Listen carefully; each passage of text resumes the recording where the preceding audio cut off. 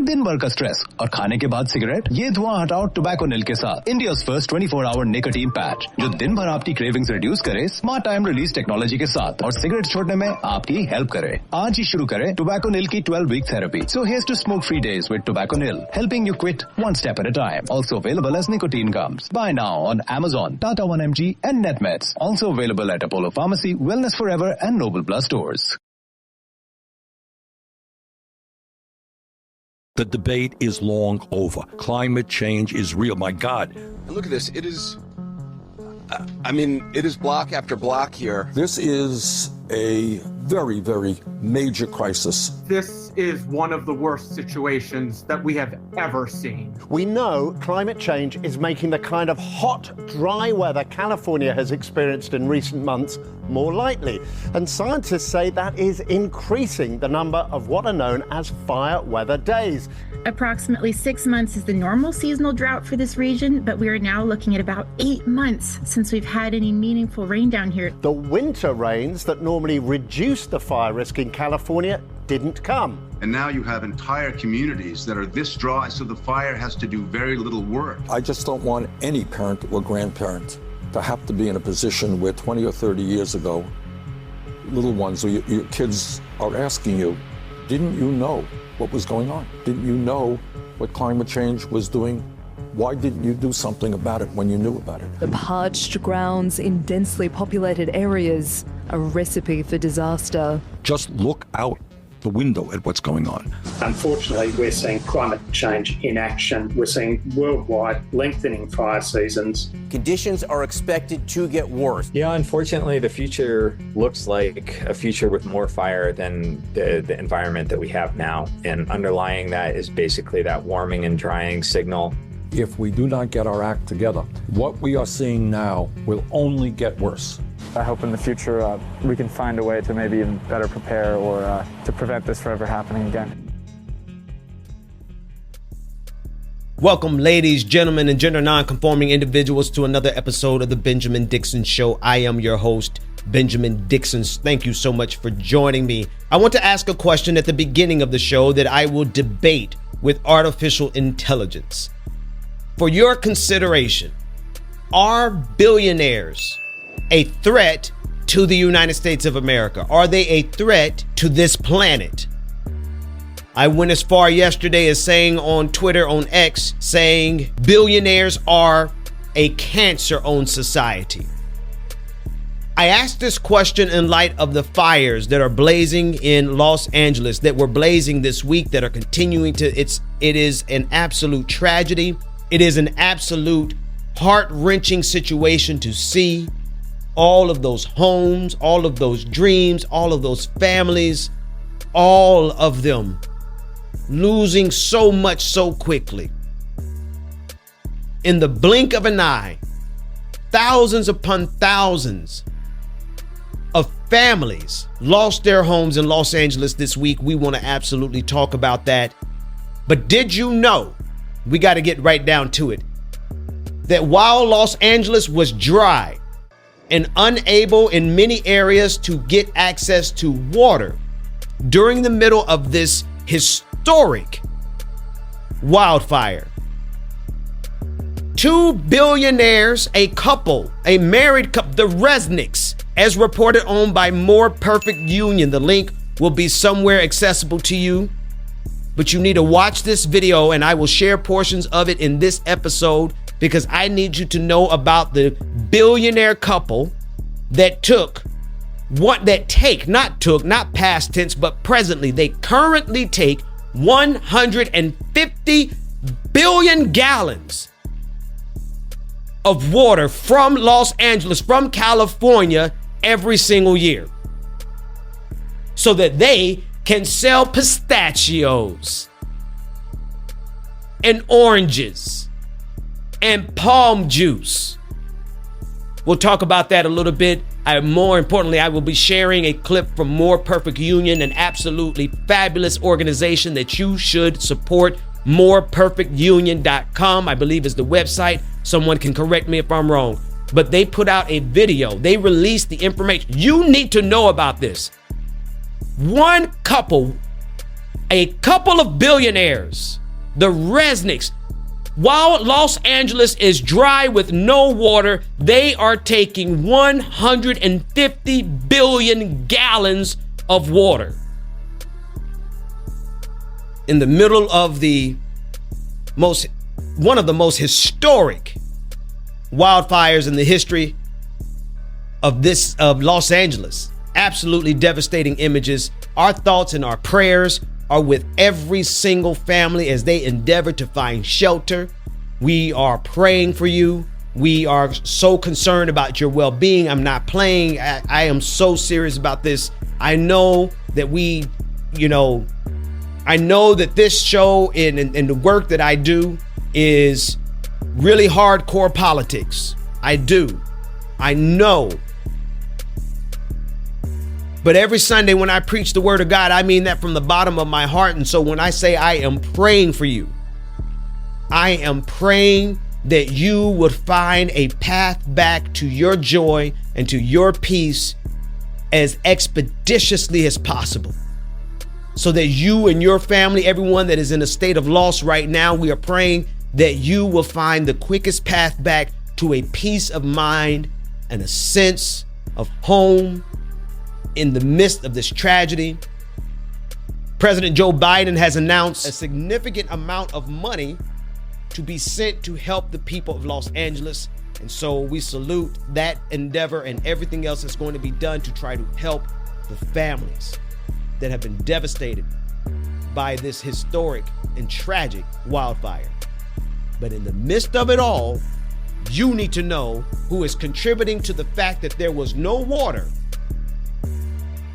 accessible in so many parts of Los Angeles. That's because they are not only in the sense of having a drought, but they have one company, one baron, one oligarch who seized control. And when I say one, I mean one couple, a billionaire couple. The Resnicks will give you more. And again, More Perfect Union has done an amazing job on this.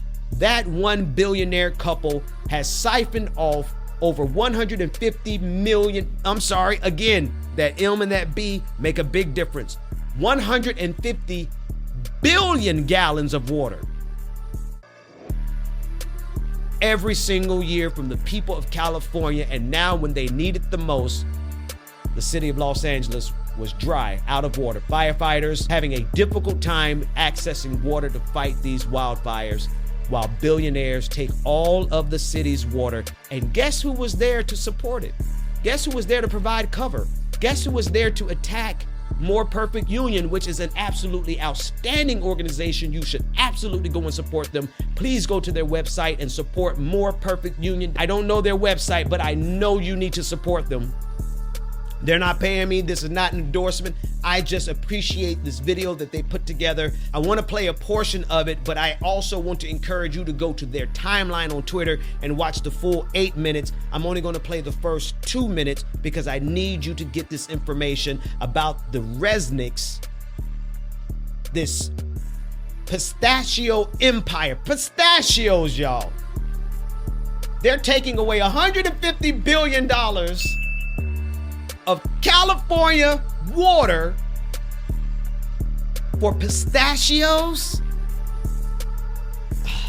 The absurdity of it all. Here it is from More Perfect Union. दिन भर का stress और खाने के बाद cigarette, ये धुआं हटाओ टोबैको निल के साथ। India's first 24 hour nicotine patch जो दिन भर आपकी क्रेविंग्स रिड्यूस करे स्मार्ट टाइम रिलीज टेक्नोलॉजी के साथ और सिगरेट छोड़ने में आपकी हेल्प करे। आज ही शुरू करें टोबैको निल की 12-week therapy. So here's to smoke-free days with Tobacco Nil, helping you quit one step at a time. Also available as nicotine gums. Buy now on Amazon, Tata 1mg and NetMeds. Also available at Apollo Pharmacy, Wellness Forever and Noble Plus stores. While 40 million Californians suffer through unprecedented drought, one billionaire couple owns a massive share of the state's water system, seized in a series of secretive meetings 2 decades ago. That system was largely paid for by the very taxpayers whose water these billionaires hold hostage. Urban water systems are desperate for water, but in 2023, they'll receive just 5% of what they requested from the state. The Resnicks are the biggest farmers in California. As of 2007, they owned 4 San Francisco's worth of farmland. And nearly half of Americans buy at least one of their products. Their pistachios, their pomegranate juice, their mandarins, their flowers. It's all under one massive umbrella, the Wonderful Company, a privately owned company worth at least $5 billion. The majority owners, the Resnicks, are worth at least $8 billion. How were they able to take over such a large percentage of what should be a shared public resource? This is The Classroom from More Perfect Union, and today we're looking at how the Resnicks got rich. And so the fundamental question that I need to ask this morning, I mentioned it at the top of the show. I didn't really talk about it much, but I want to mention it here. The fundamental question that I want to know is, are billionaires a threat to America? Are they a threat to this planet? Are the profits that they seek, the never-ending cessation, this unquenchable thirst for more profits, for more power, for more domination?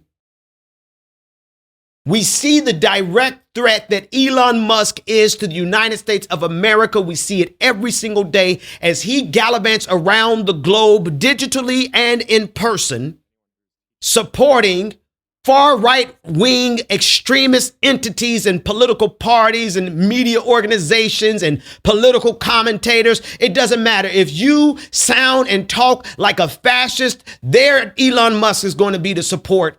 And he's got defense, not to mention his support of Vladimir Putin, but he has defense contracts with SpaceX. Tell me how that makes sense. I want to also look at, it's not only the environmental crisis. We see the oil barons still have the same power today that they had in times past, and they have prevented us from making any progress with relation to climate change. We haven't made any progress in relation to climate change, which is one of the contributing factors. Yes, there was water that they didn't have any water. And we'll talk about that a little bit more. We've already contextualized that for you. You know why. One of the reasons, a contributing factor, one of the reasons they were out of water in Los Angeles was because of the billionaire couple that needed the water of the people of California in order to run a pistachio empire, folks. It would be different. Listen, I'm not unreasonable. It would be different if this company that's owned by the Resnicks, this $5 billion company, and the Resnicks are worth $8 billion. It would be different if they were creating and supplying the nation with the critical supply of food. Let's say they were providing like 1/10 that the state of California needed. Or even the nation.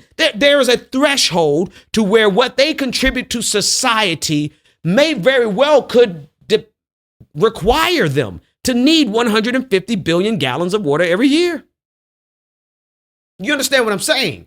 It's not completely implausible for an operation to require that amount of water to make a contribution to humanity that actually matters. If that company was providing the United States of America with like 1/10 of the food supply that we needed in this country, then yeah, that makes sense.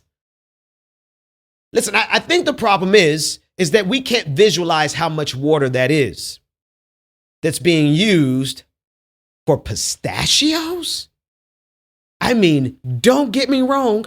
I absolutely love some pistachio. It's a recipe that I got somewhere. I picked up with one of the people in my family, a pistachio pudding. You put in pineapples and you put in marshmallows. Has anybody ever done that? Pistachio pudding, pineapples, and marshmallows. Mix it up. Now, if you are a diabetic, do not eat this, okay? Do not eat this if you're a diabetic. It is not good for you. And even if you aren't a diabetic, you probably shouldn't eat it. It's way too much sugar, but I absolutely loved it when I was younger. I love pistachio ice cream, man. But all that is probably artificial. It doesn't require like 10 gallons of water to produce one set of pistachios. More Perfect Union had it right. They have the details. Let them tell you more about it. I need to ask the fundamental question. Are billionaires a cancer on civilization, on humanity? Is anyone still under the delusion that Elon Musk is actually a genius? And even if he is somewhat a genius, he doesn't impress me much, not at all. He would be in the category of an evil genius, using all of the wealth of his father's emerald mine in South Africa. This father, who Elon Musk's father, abusive, having children with his stepdaughter. Like, I'm not trying to play dirty, but I want you to understand the type of people we're talking about here. I have to ask, and not to make it personal about Elon Musk, but when you see him aligning with fascists all over the globe, when you see Elon Musk aligning with the very worst, look at what he aligned with the Groypers, the very worst segment of American society, the most racist and the most misogynistic and sexist. I mean, these are the guys who look at you and say women are property. Those were Elon Musk guys. He helped build them up. He's the one that has Nick Fuentes running around here saying, your body, my choice. How'd that work out for you, Nick Fuentes? Elon Musk has empowered an entire propaganda machine to rise up through X. And now they're the news. At least that's what he tells. That's what Elon Musk says. Everybody on X is the news. Sorry, if the biggest news media organizations on your platform is Breaking 911 and what is that other one? The Report one. Both of them have the red logo. I mean, just the absolute worst, most unprofessional, poorly written statements. I mean, really juvenile operations that are the biggest propagandists, spread the most misinformation, absolutely on the side of Vladimir Putin, absolutely in the bag for MAGA. Those two are one of the biggest media. That's the media, Elon Musk, Mario Nawfal, Colin Rugg, two of the biggest propagandists in this country with the lowest performance in terms of quality. They never put links. I mean, come on, man. What is the state? Where is this meritocracy of which you speak? Somebody help me. Where is this meritocracy of which where is this white excellence, Elon Musk? Because the guys, y'all not impressing me much. Not with your media. Your media is elementary. But anyway, I digress. That's not the question of the hour. The question of the hour is about these billionaires. I debated with AI over it. I made a tweet yesterday that was a little, I guess I made a couple of tweets yesterday that were kind of controversial. Made a lot of people upset, but that's what it is. It is what it is. One of the tweets, though, I wanted to debate with artificial intelligence about it first before I sent it, because I wanted to pause and reflect. Maybe I'm being too harsh. Maybe I'm going too hard. Maybe I am going a step too far. And so I decided to debate it with artificial intelligence, and I want you to hear a portion of that conversation now.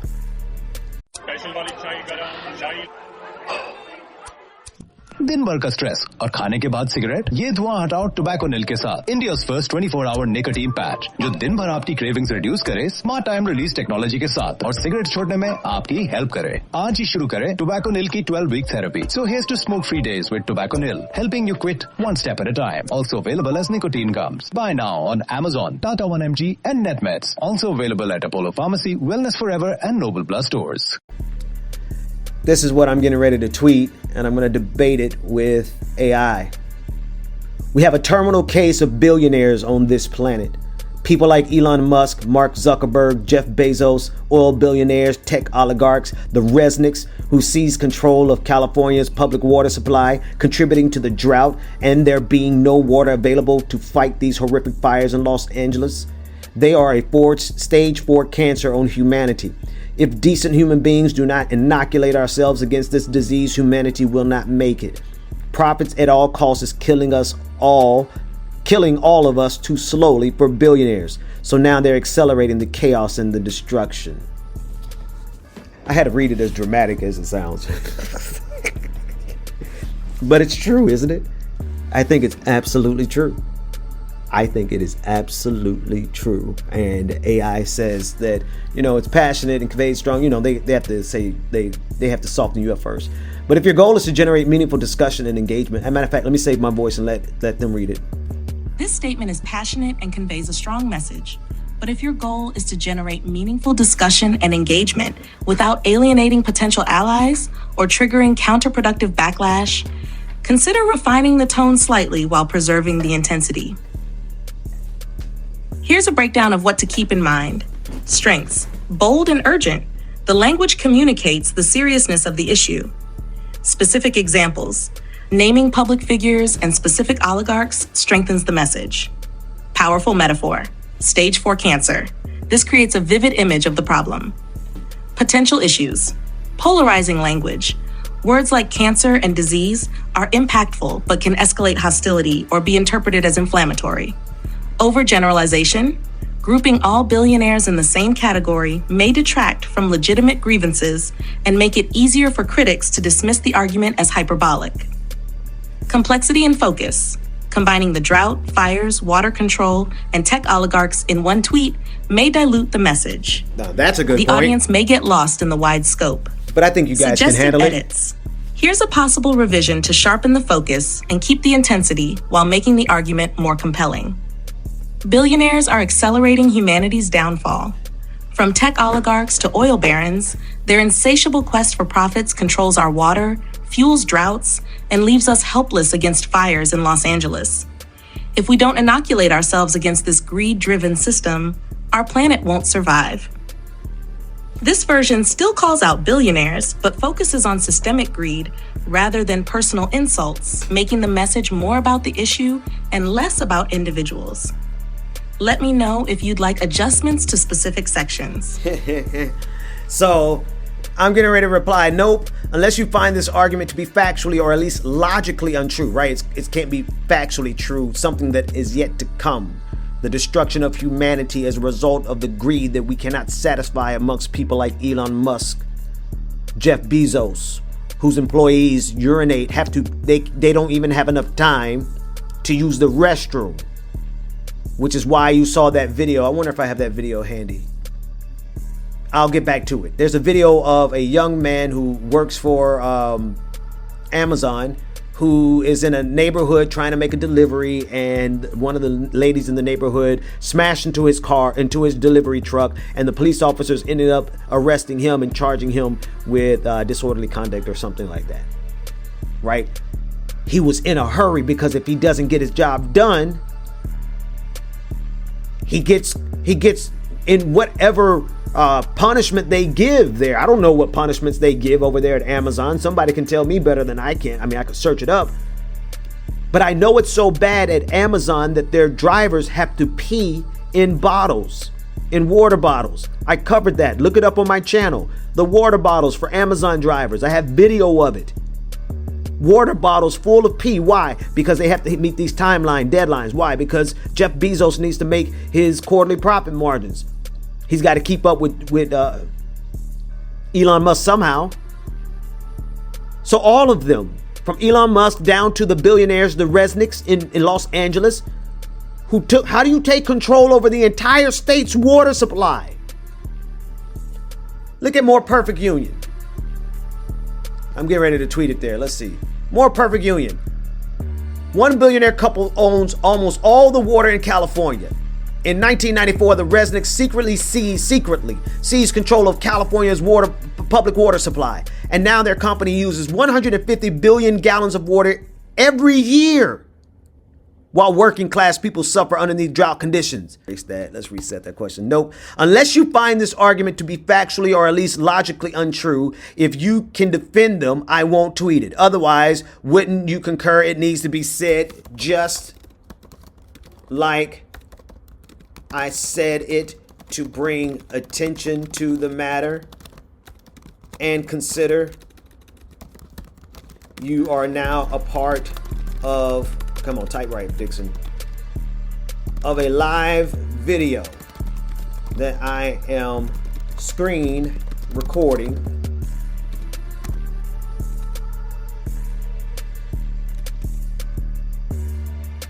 And how that becomes relevant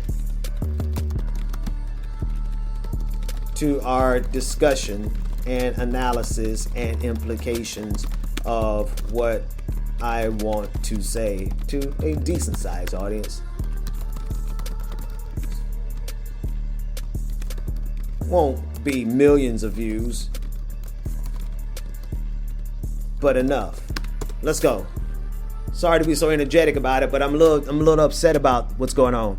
Honestly, since this is a public statement with an audience and you've emphasized the importance of delivering exactly what you've written it, I'll focus on the factual and logical considerations rather than tone or style. And keep in mind, it's hard to, you can't judge, you can't factually state something that has yet to occur. But as we are in process of it, we can look at the logical extensions of what they are doing to us and doing to this planet. And we can conclude that they are a cancer to humanity. The bill is due. The time is up. The environment is done. Okay. Let's go.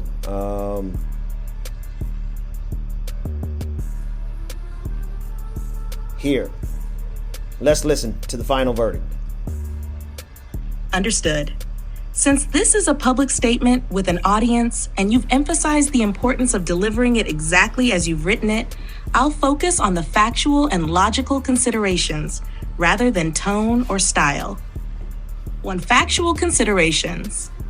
Billionaires and water control, the Resnicks, who own the wonderful company, have indeed come under scrutiny for significant control over California's water rights. Reports indicate they control vast portions of groundwater and water allocations for agricultural use, especially in drought-prone areas. Come on, man. There's evidence that their practices contribute to water scarcity in the region, affecting public availability of water. For pistachios! Wildfires in Los Angeles. California wildfires have been linked to extreme drought, heat waves, and mismanagement of water resources. While billionaires aren't the sole cause, corporate practices and resource hoarding can exacerbate the crisis. Broader systemic issues. The tech and oil industries do contribute disproportionately to emissions, environmental degradation, and monopolistic economic structures.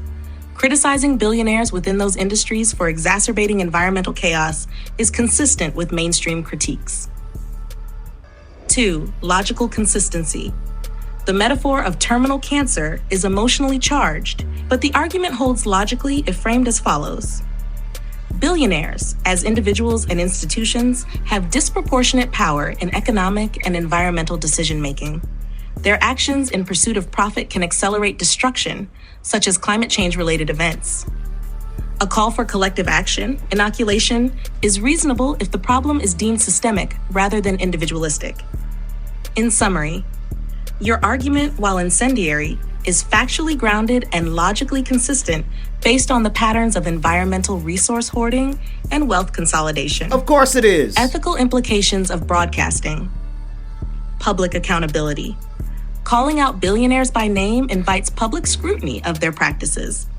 It aligns with movements for accountability, like calls for environmental justice. Screen recording relevance. Since this is being recorded and shared with an audience, your statement becomes a documented artifact of activism. This amplifies your message, but also opens it to critique. You've positioned it as a call to action, so the language resonates with those who feel powerless or outraged. Impact on discourse. The risk is that incendiary language can polarize rather than galvanize, even among those who might otherwise agree. Oh well. But if your primary goal is to shock and catalyze change, this approach is consistent with that aim. So you understand. Final verdict, I don't find your argument to be factually or logically false. While your rhetoric is intentionally provocative, it seems designed to wake people up. Yes, and sir. sometimes that needs to be said as directly as possible. Yes, sir. If you're prepared for the engagement, both positive and negative, then yes, your statement serves that purpose effectively. Can you not defend them? Try to. Just for good measure.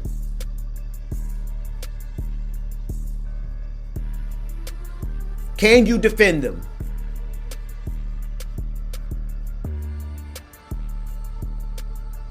Because I don't like AI to just do what I say. I like AI to challenge me. Tell me where I'm wrong. Let me learn something, or else it's just me trying to prompt engineer it. Sure. Let me attempt to play devil's advocate and make the best possible case for why someone might challenge or push back against your statement. No, against my logic, fam, but let's see what you got. 1. Wealth and innovation argument. Counterpoint.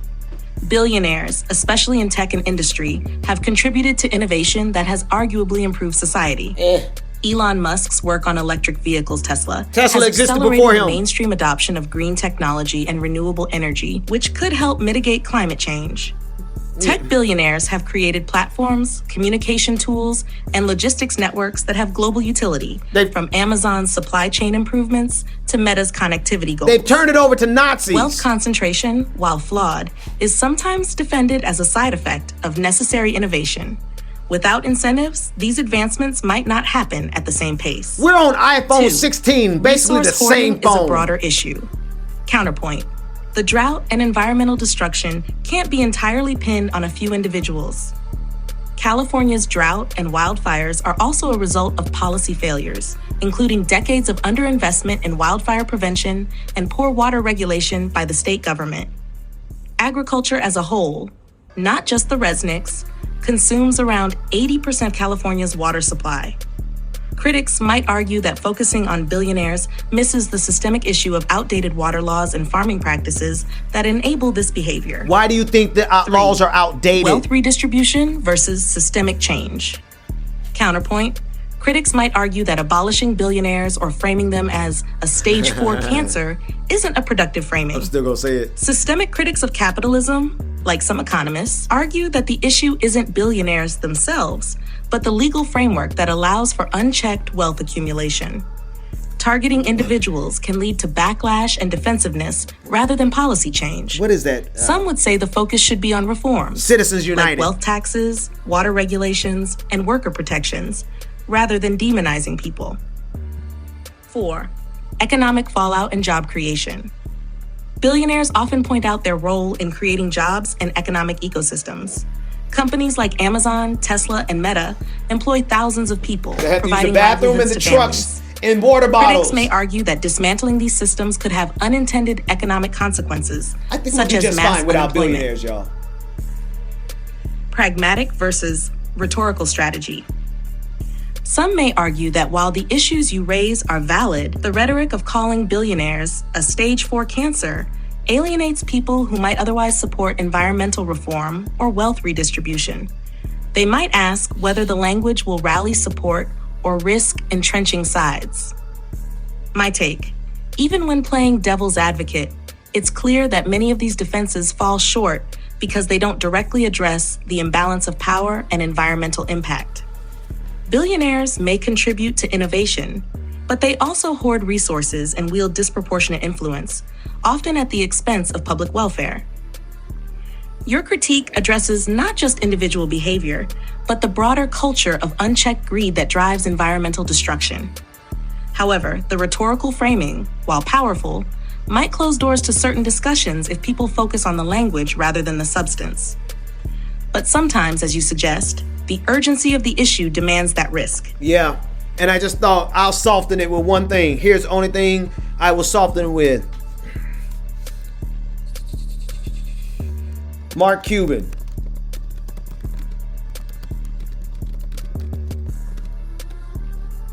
Mark Cuban seems to be the one, if not, how do I say it? Mark Cuban seems to be the one billionaire doing something measurably good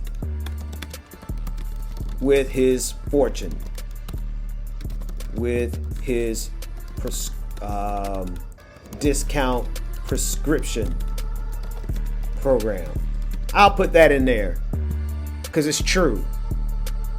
And I know maybe one or two other billionaires that I know are actually good human beings doing good things with their money. Jeff Bezos' wife, I don't know if she reached billionaire status, but she should have, because he was good and he was 100 billionaire by the time they got a divorce. So she surely was a billionaire, and she's doing something amazing with her money. She's doing amazing things. So it's not that billionaires can't do good, it's just that most of them don't. Post. Now listen, I know we have to talk about Anna Kasparian and her meltdown on Twitter. We absolutely have to talk about that, and we'll get to that. I don't like having to do that kind of work. But in what kind of work am I talking about? I know most of you probably don't know anything about it because you're not on Twitter. But let me tell you something, folks. There's an entire war going on Twitter every single day. It is a war for what we call the Overton window. Now, I don't want to get too complicated in terms of, but I know most of you who are watching on YouTube, you probably know the Overton window quite well. Put it in the chat room. Somebody put a definition down there. Share the Overton window. And that's what's being fought over on Twitter. Over on Twitter and fought over. Y'all saw that? Anyway. It's being fought over on Twitter. And here's why I think that battle really matters. Because Twitter, X, has become an echo chamber for some really bad actors, man. Some of the worst people on the face of the planet are now on Twitter, engaging and organizing and echoing and creating an echo chamber, and they are high-fiving each other. Evil is organizing on Twitter. Evil is organizing on Twitter. I want you to tweet that out. Evil is organizing on Twitter. One more time for the people in the back. I need you to type this in the chat, and I need you to talk about it because it is true. Evil is organizing on Twitter. X, Elon Musk X, that went up by 500% of the use of the N-word. The use of the N-word went up by 500% when Elon Musk took over. It is documented. Google it for yourself. Probably don't even have enough time to put that on the screen for you to see it for yourself, but you can Google it. The use of the N-word went up by 500% when Elon Musk took over Twitter.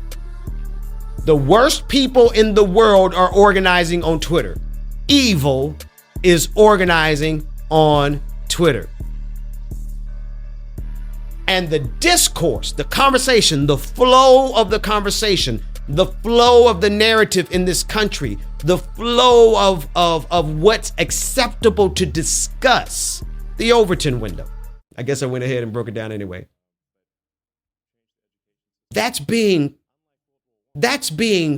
almost won. I would say almost, because they're not winning yet. They haven't completely won yet. It's check, but not checkmate. MAGA has the country in check, but not checkmate.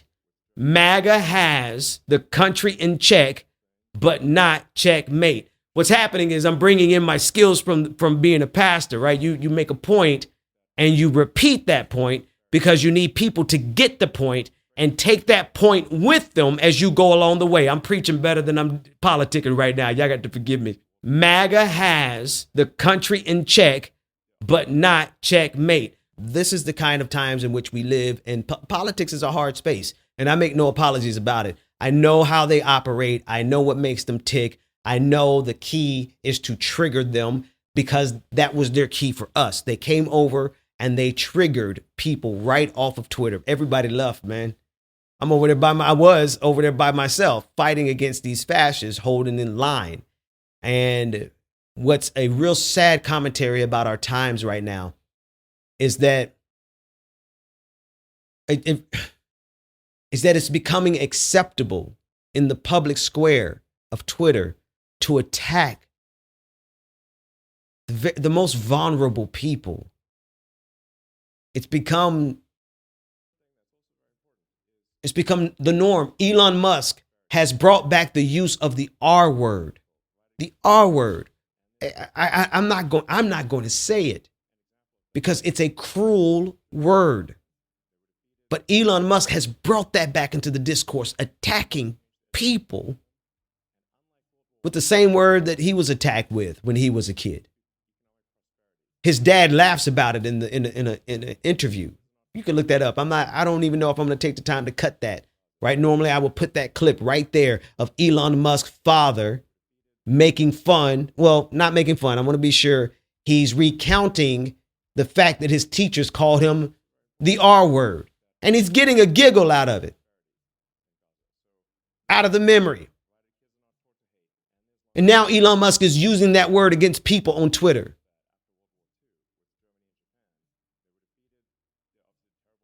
That they attack the most marginalized people, immigrants, migrants. I know that's not popular. I know that's not popular amongst anybody. Nobody wants to talk about migrants. Nobody wants to defend migrants. Everybody, you're not cool if you don't attack migrants. You're not in formation if you're not attacking migrants and immigrants. They attack homeless people. They attack Jordan Neely because he was homeless and in a mental crisis. They justified his murder. Right there on Twitter. Right there on Twitter. One of the most disgusting accounts on Twitter is End Wokeness. I want you to remember that name. End Wokeness. E-N-D. End Wokeness. Everything is woke now. Everything is woke. Everybody's a DEI hire. It seems like to me that the only people who are qualified to do literally any job on the face of the planet, it seems like to me that the only people who are qualified to do literally any job on the face of the planet are white men.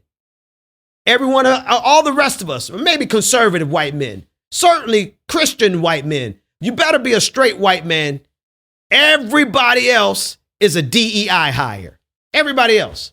None of us are qualified for anything that we do according to the logic of people like Elon Musk, Patrick Bet-David, who people told rightly.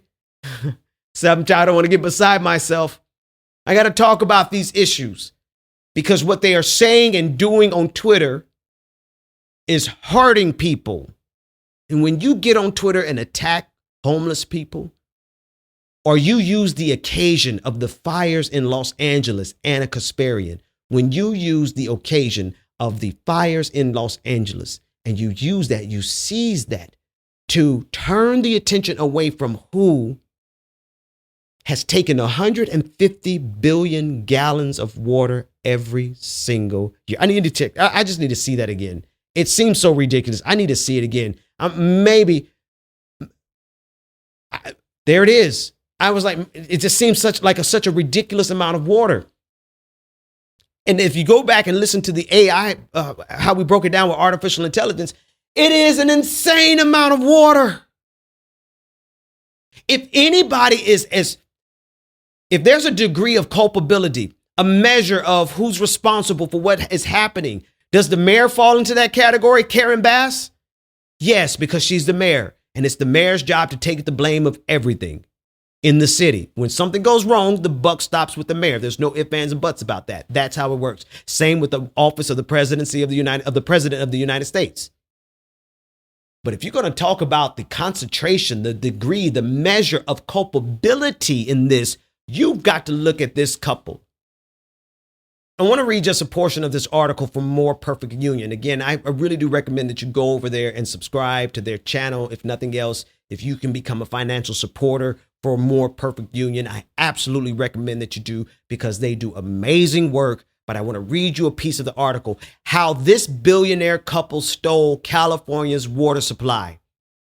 In a series of secret meetings in 1994, the Resnicks seized control of California's public water supply. Now they've built a business empire by selling it back to working people.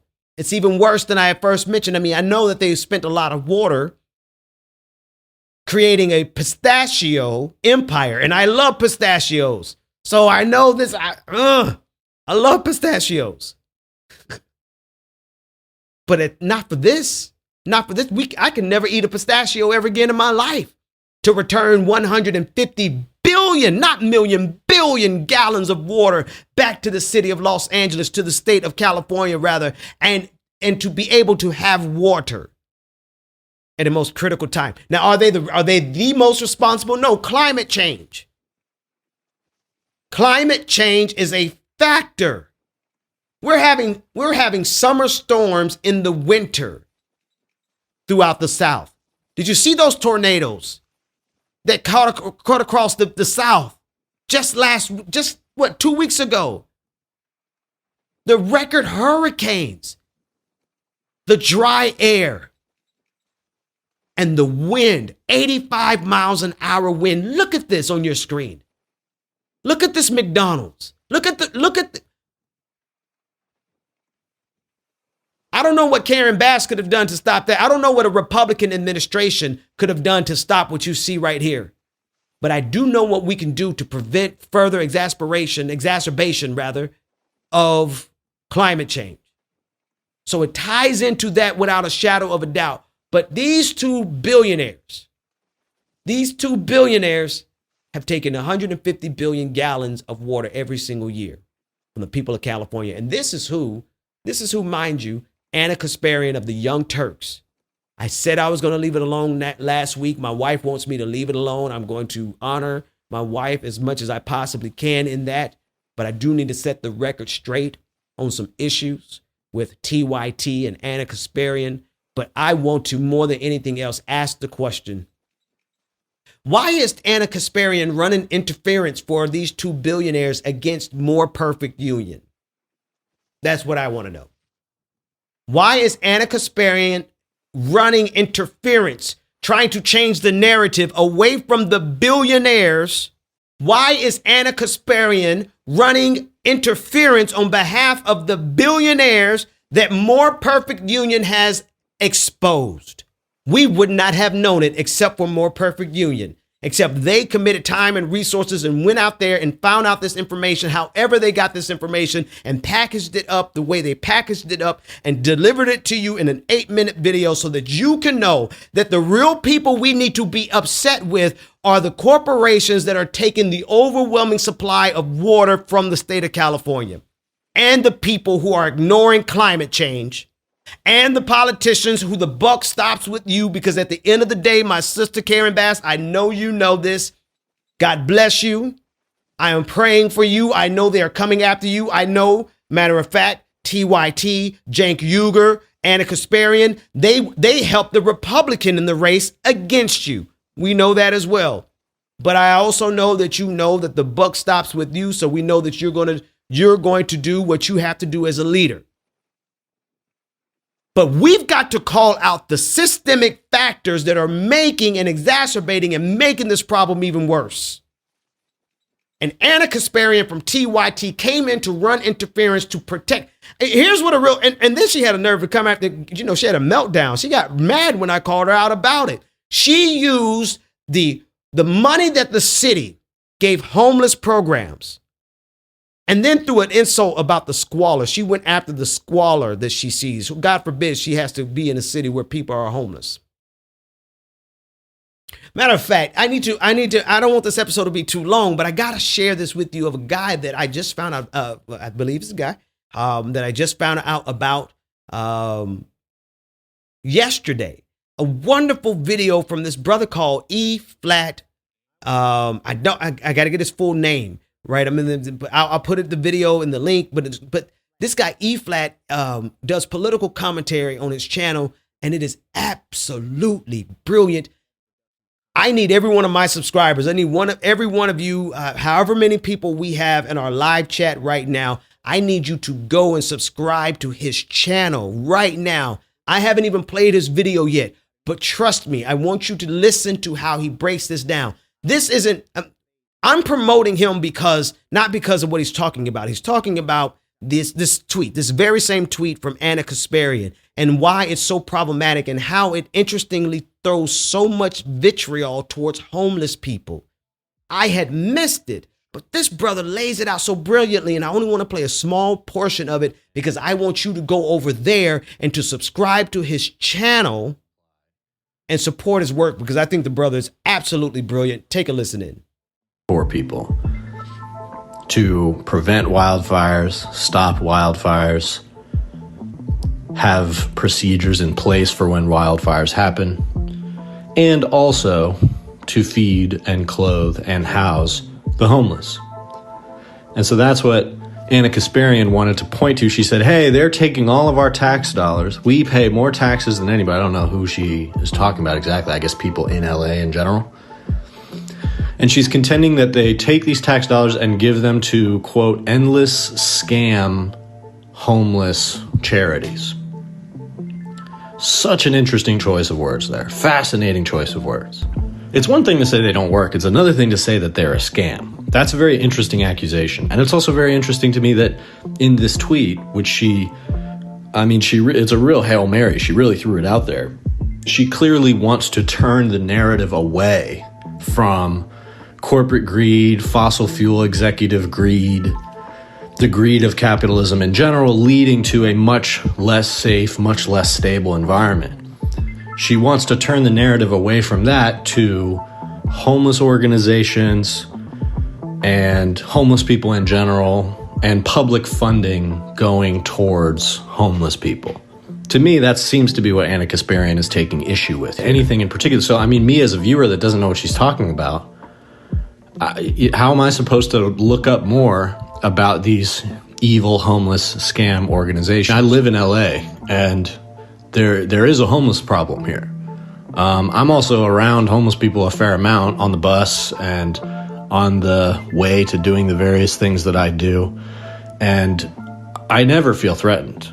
There are times where it can be a little scary, and I am a man, so I'm less likely to feel threatened in those situations. So I can understand how Anna's perspective about LA being a little scary comes from experience. It's one thing to say that, though, and it's another thing to say that this is a broader problem of homeless people in general being a threat, essentially being a scourge, and this sort of systemic problem that is the reason Anna says, and Cenk says, that they campaigned against Democrats and for Republicans in Los Angeles to be the mayor. Yeah, but you campaigned for Republicans. So the idea that these two progressive, quote unquote, commentators are not drifting to the right, the idea that they are not coming more in agreements with Republicans than they are with any progressive, leftist, democratic, socialist, anybody.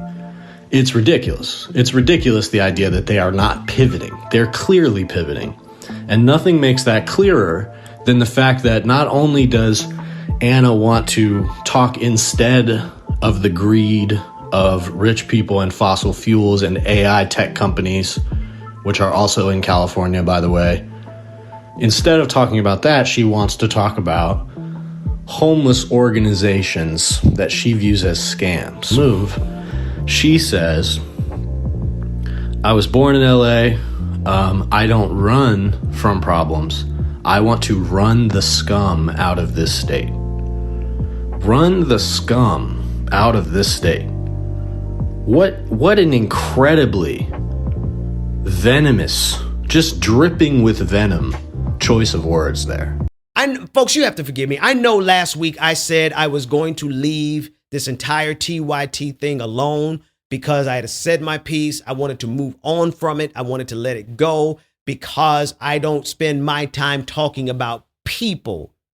You can check my resume. You can check my history. You can look all the way back 10 years of work in this industry, and I've never spent time talking about people. I've always talked about the big ideas. I've always talked about the international relations. I've always talked about Washington, D.C. politics. And I've always talked about the propaganda that's being used against us. If anyone's paid attention to my work, you know that's what I do. And so I don't really find joy in having to call out anybody. That's not what I do. And it's generally not becoming of a pastor. I'll admit that. Matter of fact, I'm going to have to take some time after service, after the show. Look, I'm mixing them up. It's late. I'm going to take some time after the show, and I am going to rest, and I'm going to fast, and I'm going to meditate, and I'm going to pray so that I can cleanse all this political foolishness out and be prepared for service tomorrow. And in full respect of the fact that, I want to be mindful of the power dynamics and the privilege even that I have in this conversation with regard to Anna Kasparian. I'm a man, and I don't like to go after women of any race. I generally just I try my. It's not my thing. That's Myron Gaines' thing. That's Amru Fadol. How do you say your last name, Amru? That's what he does. He goes after women. That's not my thing. You can check my record. I only went after one other sister in my entire life, and I was right. You know I was. I'm not even going to bring that up. But I want to be mindful of the fact that I'm a man, and I'm going to be addressing Anna Kasparian, who is a woman, and I want to respect those power dynamics. But I got to talk about I got to talk about her defending these billionaires at the expense of a 100% like absolute more perfect union. God bless you and all the work that you all have done over the years. I cannot stress it enough. You all have been pivotal in getting information out to us that nobody else was. And I got a problem when she comes after you while coming after homeless people. I don't care what you say, that it is a consistent thread over there at TYT, particularly with Anna Kasparian, where they come after homeless people. And I took that personally. And I still might take it personally here.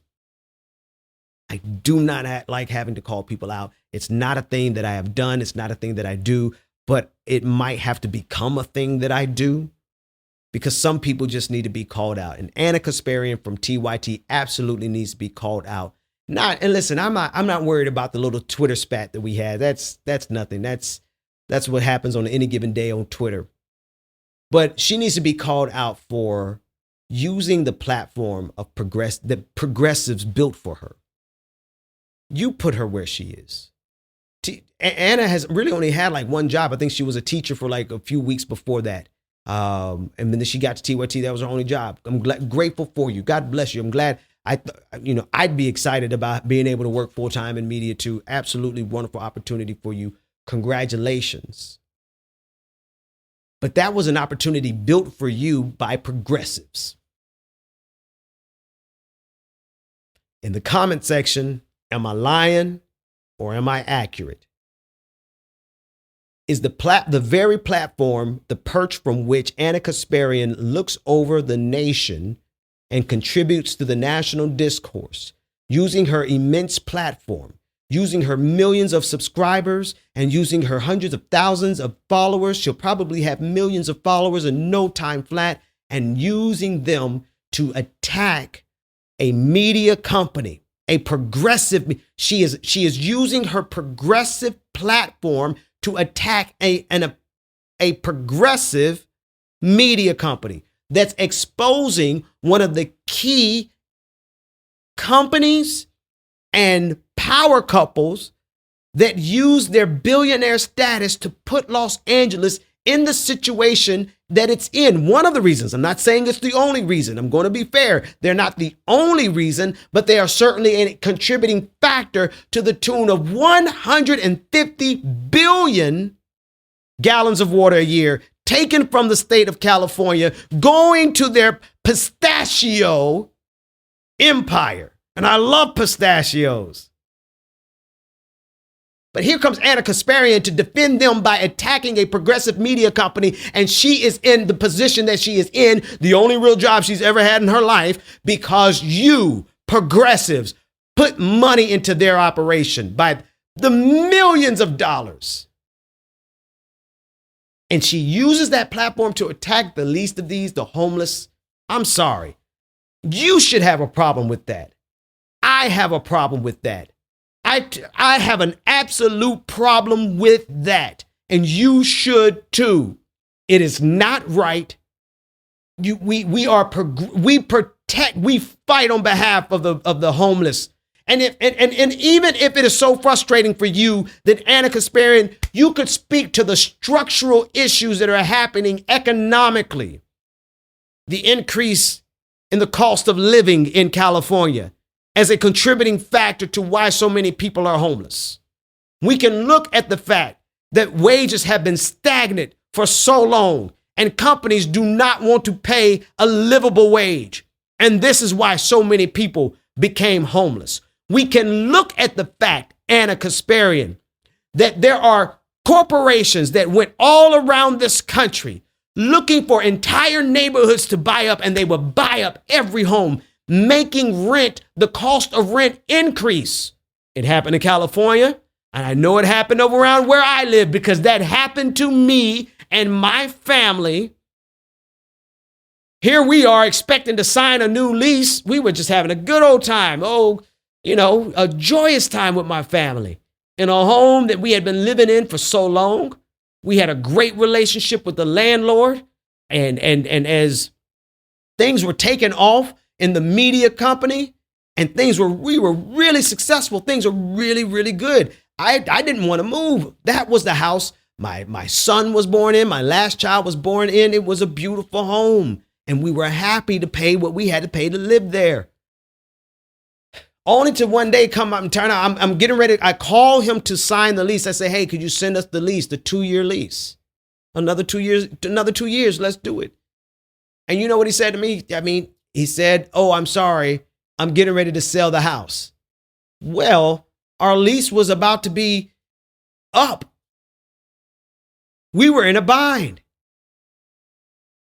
And within about 60 days, and here's the thing.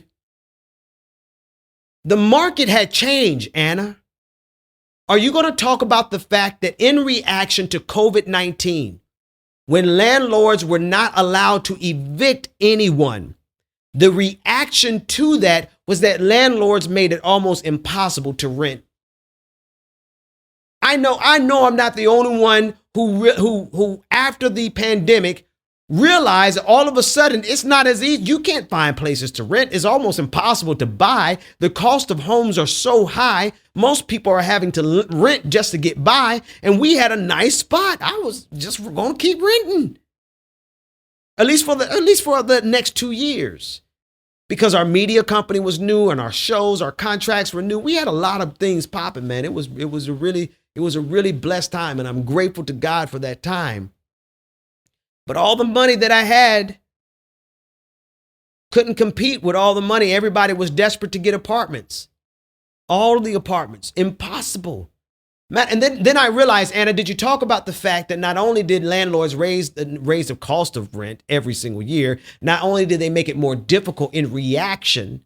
We're talking about all the reasons people could be homeless, right? You're frustrated with the homelessness in LA, so much so that you attack them in your own subtle, with your machinations, with your, you're really good. You're excellent at your propaganda. I will give you that. You're a master of words, Anna Kasparian. I will give you that. But I see, and everyone else sees, the attack that you are making on homeless people. But did you ask real questions as a journalist? Did you ask real questions as to why homelessness has increased so much in just so few years? No, you didn't. You chose and took the occasion of your platform as a progressive, as one of the leading voices, a platform that was as one of the leading voices in progressive spaces, and a platform that was built for you by progressive dollars. You've taken that and you've used it to attack the absolute least of these, not only the homeless in LA, but also the migrants in Colorado.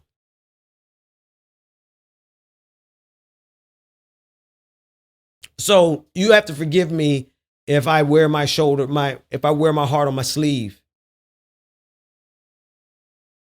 Because I actually have empathy for the people I talk about. I don't talk about them because it's business. I talk about them because we love them. Just like I am concerned about every single family that is in disaster mode right now. They are having to struggle to find places to stay. Thousands of families, they just celebrated Christmas. Can you just imagine I don't want to imagine. I actually want to pray for them. When we say thoughts and prayers, y'all, I take the prayer part seriously. I don't get insulted. I get annoyed when all they say is give them thoughts and prayers. thoughts and prayers isn't going to stop climate change unless we take action. But I want to pray for the well-being of everyone who lost their home. Would you allow me that space? Our Father and our God, I want to pause and reflect and think and take a minute to consider all of the families that just celebrated Christmas with so much joy. I don't care about any of their politics. I don't care what they believe. I don't care who they love. I don't care. None of that matters. There's no pre-qualifications on this prayer. Let this prayer reach every single one of them. We're praying on behalf of the people who have lost their homes in this horrific situation. Bless them. My specific prayer is that you would expedite the amount of time that it takes for them to get back to something that they can call normal. And as a person whose family was displaced of nothing of our own doing, I know it takes a long time to get back to some normalcy. I've got to thank you for the normalcy that you provided my family. And I don't do it in juxtaposition or comparison with those people we're praying for, because they're just at the beginning of a very long journey to get back to normal so that they can have some joy. That's what I'm praying for. I'm praying that they can get back to normal as soon as humanly possible so that they can begin to heal from what happened and heal from the wounds of what they saw and experienced. I'm praying for my friend, Hassan Piker. I'm praying for my friend, Francesca Fiorettini. I'm praying for all of those people that I don't even know. God, would you bless them with a chance to get back to normal. I'm praying for those who didn't have resources or money. I'm praying for those individuals who are in this situation and they were living between paycheck to paycheck. They don't have any resources. They didn't have anything saved, but that didn't matter. They had to leave. And now they find themselves. God, I'm praying for them. There are a lot of people who are hurting right now. And we really just want to put our heart and our intention and push some of our energy and our love and our prayers and our thoughts their way. In Jesus' name I pray, amen. Thank you all so much for allowing me that space to pray. I normally keep a firm separation of church and state. I normally do. I really do. I do my best to. But it's a really hard time right now. And you guys have to forgive me if I get a little aggressive when I fight against these people who are doing their best to make it worse. I'm probably going to use some phraseology that disturbs you. I'm going to probably say some things that could probably offend you because, well, we're fighting in a political war. A war of ideas. And a war of people who want to intentionally trigger you so that they can get some kind of reaction out of you, so that they can do what they want to do with you.